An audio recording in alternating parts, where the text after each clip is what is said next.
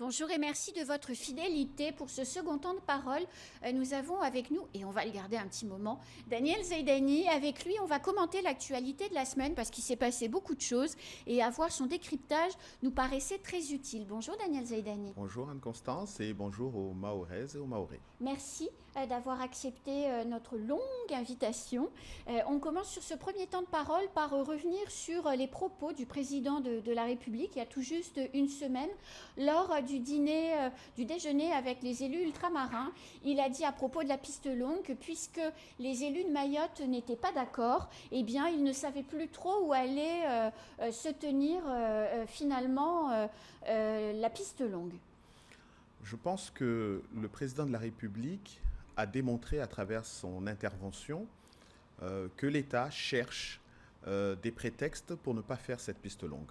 Comme vous le savez, le projet de la proposition de Bouyouni n'émane pas des élus de Mayotte, mais émane bien du chargé de mission sur la piste longue, et en prétextant le fait qu'il était nécessaire pour mieux présenter le dossier de Pamandzi, d'avoir un projet alternatif. Maintenant, ce qui était un petit peu particulier dans cette proposition, c'est que ce projet alternatif reposait strictement sur rien. Nous savons que le projet de Petite Terre, c'est d'abord un aéroport qui est installé depuis plusieurs décennies, qui s'est agrandi au fur et à mesure, qui a bénéficié d'un nouvel aérogare en 2015, Qui est d'ailleurs toujours en cours d'extension actuellement. et qui a encore vocation à s'agrandir, qu'un hôtel s'est implanté sur le site. Donc nous savons très concrètement que ce projet consistera essentiellement à prolonger la piste actuelle pour atteindre une distance suffisante pour pouvoir faire atterrir des avions. A contrario, le projet alternatif, c'est un projet qui ne repose strictement sur rien, puisqu'il n'y a aucun aménagement actuellement aux alentours du village de Mtsangamouji, si ce n'est des bananes et des maniocs qui sont plantés, avec une réserve en eau connue. Donc on voit bien qu'en termes de désastre écologique, le poids est important. Et donc aujourd'hui, moi, j'avais déjà du mal à comprendre comment on pouvait faire une comparaison entre deux projets qui sont de nature totalement différente. Quoi qu'il en soit, je note néanmoins que le président de la République a mis en avant une discorde entre élus pour ne pas se positionner franchement lors de la réunion qui a eu lieu la semaine dernière. Cela démontre encore une fois que l'État, je pense, cherche par tous les moyens des prétextes pour ne pas faire cet aéroport. Alors, encore une fois, les Mahorais vont montrer une nouvelle fois aux autorités nationaux que nous sommes unis tous derrière le projet de Petite Terre pour la simple et bonne raison que c'est le projet le plus concret et le plus sérieux et qui a finalement le moins de désastres écologiques. Alors hier, sur ce plateau, Salim Déré, le premier vice-président du conseil départemental, a dit que, à sa connaissance, aucun des élus du conseil départemental ne s'était positionné pour l'un ou pour l'autre des projets et que tout le monde se positionnerait en même temps, d'une seule voix, et qu'a priori, les faveurs allaient vers Pamandzi pour des raisons socio-économiques évidentes. Ça vous paraît logique? Ben, en tout cas, ça conforte le courrier que nous avions adressé en février de cette année au ministre de l'Intérieur, où nous indiquions tout simplement que nous, élus de Petite Terre, nous étions favorables à ce qu'on poursuive le projet de Petite Terre. Je vous rappelle qu'il y avait eu les signatures donc des deux communes de Petite Terre, Pamandzi et l'Abattoir, à travers le maire de l'Abattoir, les conseillers départementaux de l'Abattoir et également les conseillers départementaux de Pamandzi. Donc, très sincèrement, nous avions déjà affiché en tout cas une position forte pour la poursuite dans ce projet-là, qui était, comme je l'ai dit, le plus sérieux. Maintenant, je vous rappelle que au mois de juin, la commission devait se réunir de nouveau. Je note que cette commission ne s'est pas réunie. Donc, on n'a pas pu s'exprimer tous publiquement sur la question. Et j'espère que le chargé de mission prendra la tâche, cette fois-ci, de réunir les élus pour qu'on puisse se prononcer. Néanmoins, je rappelle qu'il y a eu néanmoins une volonté avérée de se charger de mission, de créer la discorde sur le territoire, dans la mesure où c'est lui et lui exclusivement qui est allé vers les élus du Nord, que ce soit les communes ou les conseillers départementaux, pour créer le doute. Et je rappelle également qu'il est venu sur les plateaux à plusieurs reprises indiquer qu'ils allaient faire un grand battage médiatique en sollicitant les Mahorais qui se trouvent en métropole, Ce qui a commencé. les Mahorais qui sont à La Réunion. Donc, ce n'est pas les Mahorais qui sont à l'origine de ce doute substantiel, mais c'est bien les services de l'État qui l'ont créé. Mais, encore une fois, la raison ayant repris le dessus, le temps ayant repris le dessus, nous voulons que Emmanuel Macron respecte ses engagements qu'il a fait face aux Mahorais, de mettre la première pierre dans son premier mandat. Il ne l'a pas fait, ce n'est pas grave.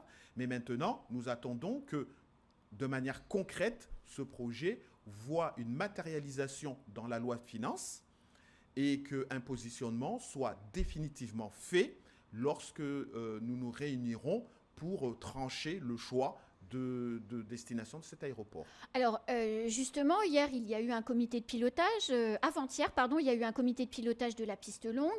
Le fameux chargé de mission de la Direction générale de l'aviation civile a dit que potentiellement une décision pourrait être prise début 2024. Il a confirmé que le début des travaux aurait lieu en 2026. À votre connaissance, Daniel Zaidani, est-il prévu dans le projet de loi de finances 2024 une provision ou des frais, une prise en charge du coût de cette piste longue? Parce qu'on le sait bien, on sait comment fonctionne l'État. Quand il n'y a rien de prévu dans le budget, il n'y aura pas un coup de pioche. En tout cas, ce qui est certain, moi je ne souhaite pas qu'on prenne les Mahorais pour ce qu'ils ne sont pas. Mécaniquement, il est strictement impossible de faire un premier coup de pioche en 2026 à M'Tsangamouji. Techniquement, sachant que nous partons d'une feuille blanche, il y a nécessairement des études qui vont démarrer pour pouvoir aller vers cela. Et il est strictement impossible de mettre un premier coup de pioche en 2026. Donc, si l'objectif c'est de commencer des travaux en 2026, le choix ne peut être que le projet de Pamandzi. Maintenant, c'est, encore une fois, à se charger de mission d'être clair. Mais il ne faut pas créer des doutes là où il n'y en a pas. Maintenant, la loi de finances est indispensable pour pouvoir réaliser des travaux. Si il n'y a pas, peut-être pas en 2024, mais si en tout cas en 2025, il n'y a pas un financement pointé dans cette loi de finances, je ne vois pas comment le ministère des Transports pourra initier des travaux en 2026. Daniel Zaidani, vous évoquiez le projet de loi de finances. Les débats au Parlement vont commencer. Il y a l'annexe finalement du projet de loi de finances, qui est le projet de loi de finances de la sécurité sociale. Estelle Youssoufa, qui était assise à votre place il y a quelques jours, a expliqué que s'agissant de la convergence sociale, dans le projet de loi de finances de la sécurité sociale, il y avait rien du tout dedans pour prendre de l'avance pour aller vers 2031 et non plus pour 2036. Est-ce que c'est choquant et alors que le travail n'a pas encore commencé de débat, que faut-il faire? Je pense que cela ne fait que traduire toute la politique que mène Emmanuel Macron sur Mayotte.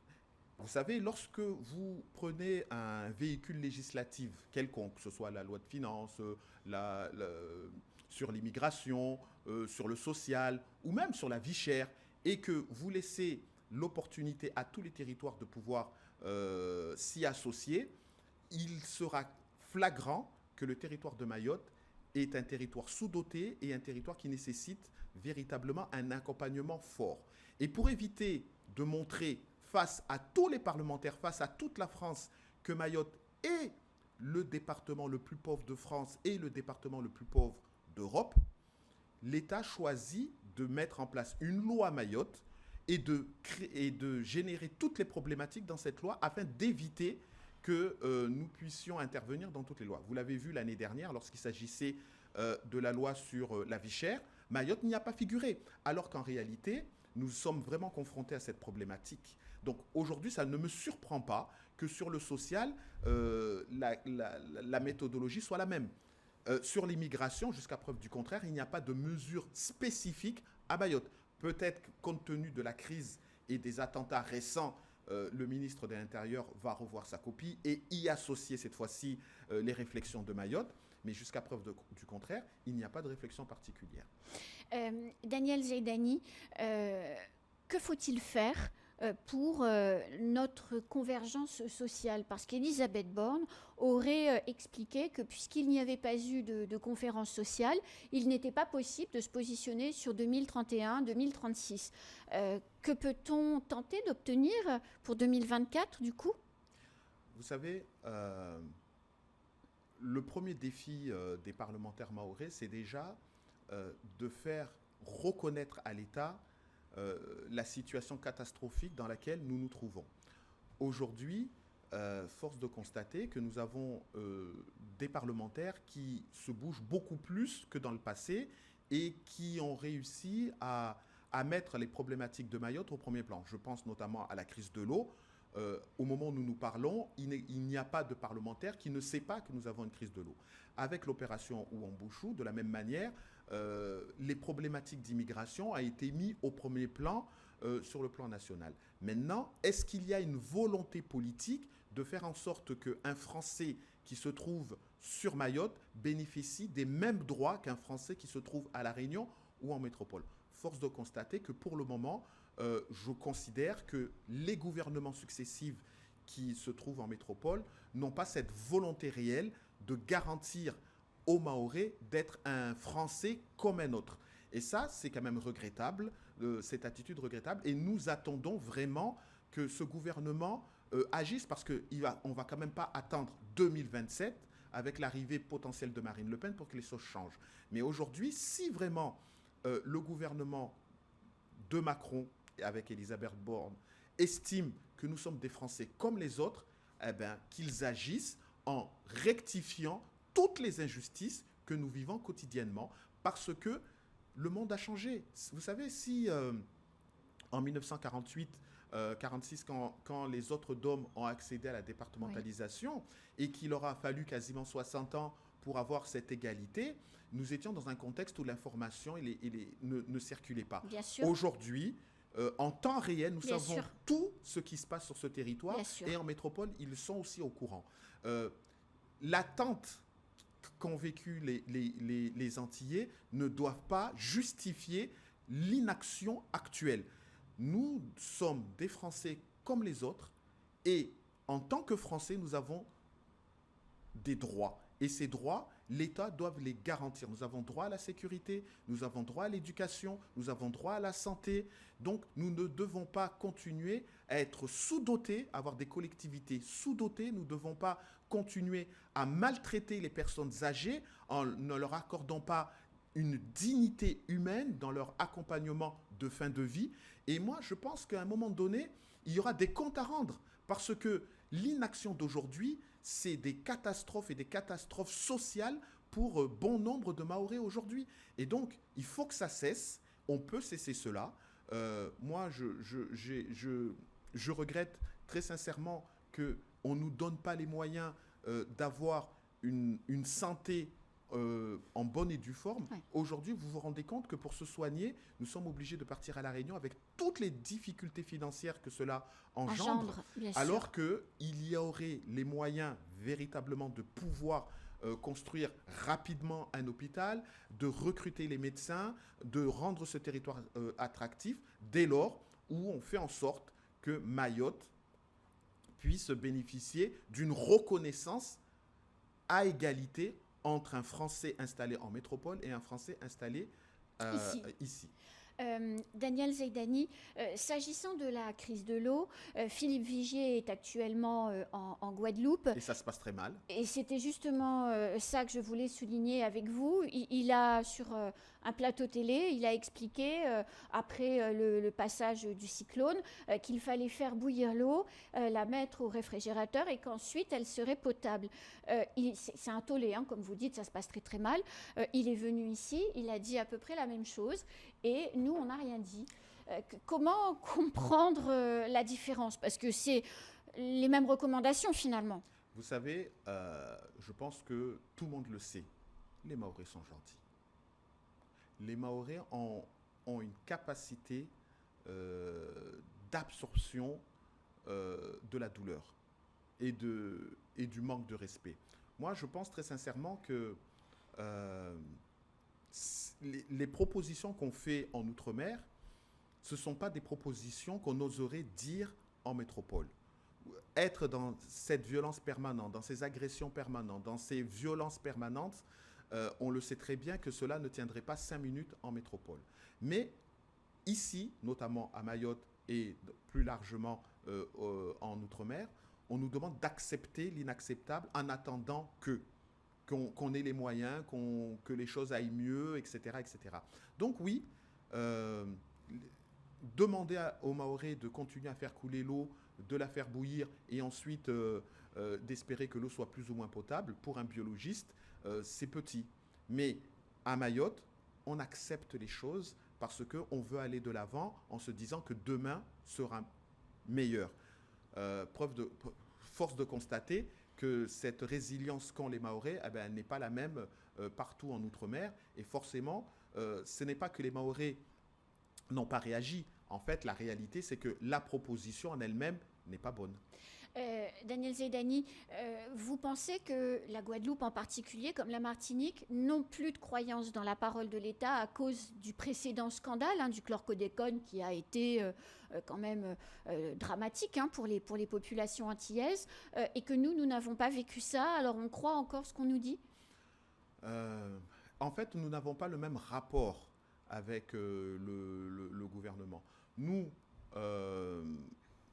aux Antilles, on considère, si je peux me permettre, aux Antilles, on considère que l'État est d'abord et initialement un État colonial, oui, qui a mis en place l'esclavage et qui a donc qui en a profité. Donc ils ont un rapport assez compliqué avec la France continentale. Alors qu'à Mayotte, on le perçoit différemment. On nous a accompagnés dans une autonomie contre les razzias qui venaient de Madagascar, des razzias qui venaient des Comores. Donc on a été plutôt protégés. On a plutôt mis fin à l'esclavage lorsque Mayotte est devenue française. Et donc Mayotte a amorcé un développement à ce moment-là. Certes, le développement a été lent, mais du coup, on l'a perçu différemment. Et ensuite, il y a eu bien évidemment la séparation avec les Comores et le choix farouche des Mahorais d'aller vers la France. Et donc, forcément, le rapport des Mahorais avec la France n'est pas forcément le même des rapports des Antillais avec la France. Donc, nous, aujourd'hui, nous avons tendance à camper dans nos positions anciennes en disant que la France est là pour nous accompagner, la France est là pour nous aider dans notre développement, mais force de constater que la France n'a pas forcément les mêmes moyens qu'elle l'avait dans le passé, oui, et donc du coup, elle ne fait pas les choses aussi bien qu'elle le devrait. Sauf que nous sommes Français à part entière et la question ne se pose plus. Par contre, au niveau du gouvernement, ils doivent nous donner les mêmes moyens. Nous ne sommes pas un territoire qui est strictement dépendant. Nous avons des ressources pétrolières qui peuvent enrichir potentiellement la France. Je rappelle que nous sommes la deuxième puissance maritime grâce à Mayotte. Grâce notamment à Mayotte et sa zone économique exclusive, qui fait donc tout le canal du Mozambique. Il faut quand même se le rappeler, c'est pas rien. C'est pas rien. Et nous savons qu'il y a un enjeu géopolitique extrêmement fort avec l'est de la côte africaine. Donc aujourd'hui, Mayotte a une position stratégique, mais il ne faut pas qu'au lieu qu'on développe Mayotte, qu'on le laisse dans ses soucis, puisque je rappelle quand même que à y regarder de plus près, il est très difficile aujourd'hui de dire dans quel secteur Mayotte marche bien, que ce soit économique, Oui. que ce soit éducatif, que ce soit scolaire, que ce soit tous les domaines que nous pouvons citer. On constate que nous sommes en train de régresser par le manque d'attention et de moyens et d'écoute du gouvernement. Il faut que cela change. Merci beaucoup Daniel Zeidani. Je vous propose qu'on fasse une pause pub journal et puis on se retrouve après pour parler, si vous en êtes d'accord, de sécurité. Absolument. Allez, c'est la fin de ce temps de parole. Tout de suite, la suite de nos programmes.